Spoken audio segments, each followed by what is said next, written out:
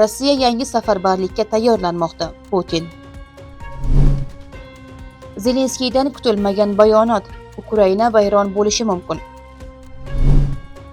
Pokiston armiyasi bosh qo'mondoni Eron bilan muzokaralar uchun Tehronga bormoqda. Reuters. To'qayev qozog'istonliklarga odobnomadan dars o'tdi. O'zbekiston va Ozarbayjon birinchi xonimlari uchrashuvi bo'lib o'tdi. Rossiya yangi safarbarlikka tayyorlanmoqda. Putin. Rossiya yangi safarbarlikka tayyorlanyaptimi? Kaliningradda harbiylar safarbarlik boshlansa nima qilish bo'yicha mashg'ulot o'tkazgani ma'lum bo'ldi. The Wall Street jurnal manbalariga ko'ra, harbiylar safarbar qilinganlarni joylashtirish, oziq-ovqat va qurol-yarog' bilan ta'minlash tizimini ham tekshirgan. Eng xavotirli tomoni, shunga o'xshash mashg'ulotlar Rossiyaning boshqa hududlarida ham o'tkazilayotgani aytilmoqda. G'arb razvedkasi bunga yangi safarbarlikka tayyorgarlik bo'lishi mumkinligini taxmin qilmoqda. Eng ko'p tilga olinayotgan vaqt esa sentyabr oyidagi parlament saylovlaridan keyin.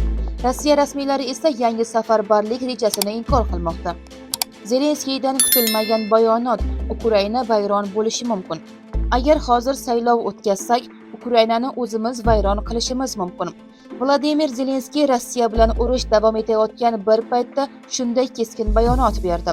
Zelenskiyga ko'ra, urush paytidagi saylov Ukraina jamiyatini bo'lib yuborishi va mamlakat uchun sunamiga aylanishi mumkin. Eng qizig'i, aholining 57% saylov faqat janglar tugaganidan keyin o'tkazilishi kerak deb hisoblamoqda. Zelenskiy esa xalqaro hamkorlar xavfsizlikni kafolatlasa, saylov o'tkazish imkoniyatini ko'rib chiqishga tayyorligini bildirmoqda. Pokiston armiyasi bosh qo'mondoni Eron bilan muzokaralar uchun Tehronga bormoqda. Reuters. AQSh va Eron o'rtasidagi keskinlik kuchaygan bir paytda Tehronga muhim mehmon bormoqda. Bugun 24-avgust kuni Pokiston armiyasi bosh qo'mondoni Asim Munir Eronga tashrif buyuradi. Muzokaralarda mintaqadagi so'nggi vaziyat, Donald Trampning Eronga qarshi tarixdagi eng qattiq sanksiyalar haqidagi tahdidi va Yaqin Sharqdagi mojarolar muhokama qilinishi kutilmoqda. Eng qizig'i, Pokiston so'nggi vaqtlarda AQSh va Eron o'rtasida vositachilik qilishga urinmoqda. Bu tashrif esa Tehron va Vashington o'rtasidagi qarama-qarshilik yanada kuchaygan bir paytga to'g'ri kelmoqda. To'qayev qozog'istonliklarga odobnomadan dars o'tdi.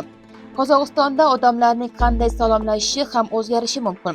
Prezident Qosim-Jomart To'qayev mamlakatda yangi xulq-atvor kodeksini ishlab chiqishni taklif qildi.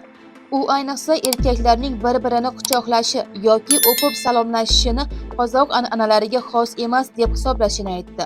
To'qayevning fikricha, erkaklar salomlashganda qo'l berib ko'rishishi, tabassum qilishi yoki qo'lini ko'ksiga qo'yishi ma'qul. Ammo tashabbus faqat salomlashish bilan cheklanmaydi. Yangi kodeks orqali tozalik, tartib va o'zaro hurmat madaniyatini kuchaytirish ham ko'zda tutilgan. O'zbekiston va Ozarbayjon birinchi xonimlari uchrashuvi bo'lib o'tmoqda. Toshkentda ikki davlatning birinchi xonimlari uchrashdi.